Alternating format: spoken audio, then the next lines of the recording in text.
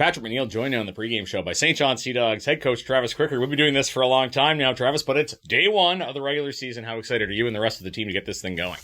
Really excited. Long training camp. I think it's probably about a month and change to the day that training camp started, and here we are for the regular season. So very excited to start engaging with some meaningful games for sure. A lot different than watching preseason. Big news week for the Sea Dogs includes naming your leadership group yesterday. Familiar face to Eagles fans. Angelo Fullerton gets an A, and Olivier Groulx gets the C. Just tell us about the players that earned letters this year.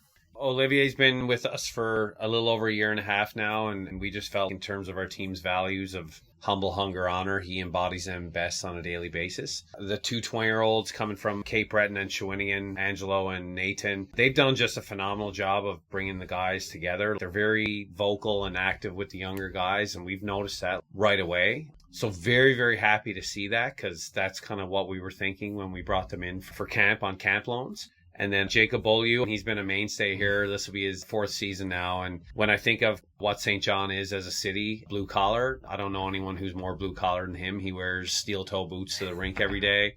Often gets mistook as a maintenance worker around the facility or other places he is at times. And that's just because of the blue collar mentality and intensity he brings. So I think we have a pretty good complement of guys there. Interesting, because we were talking off mic about all the turnover, but yet you do have some tried and true Sea Dogs. And of course, we'll be talking about Angelo Fullerton a lot throughout the year. Stepping away from your team for a second, people might know this here in the accent. Travis is a proud Newfoundlander. Big night in the QMJHL with Newfoundland coming back into the league. How much does that mean to you? How excited are you to go over there, and how do you think that market's going to work this time around? I was watching last night with a lot of excitement for a number of reasons, just to see the rink that I spent a lot of time in growing up and watching, the St. John's Leafs and then the Ice Caps. And then also, too, the fact that the camera would pan to the crowd sometimes and see people, saw quite a few people I knew. So that was pretty special. Really happy to see the support that the team is getting there as well, because I think everyone realizes this is it and this has to be it.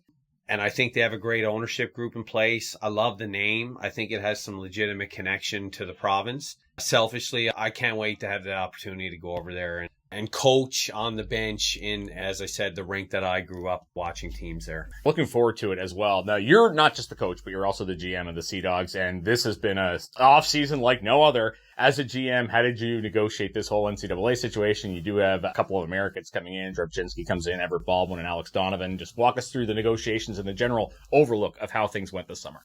It was a very busy summer. I think that obviously the expansion of more players being available to come into the league strengthens virtually every team in the league and the league as a whole.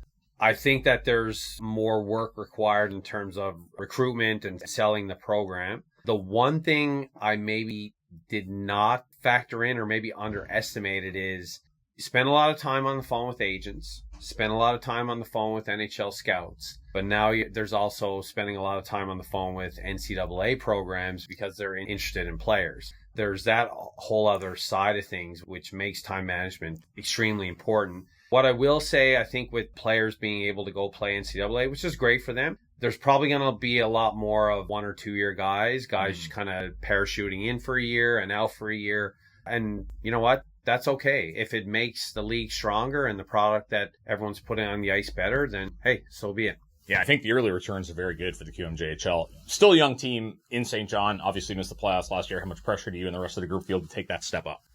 I think there is a sense of pressure that we need to be more competitive on the ice this year. I think we have the team to do that. Like you mentioned, we still have a pretty young core group, but that young core group is a group of very good hockey players.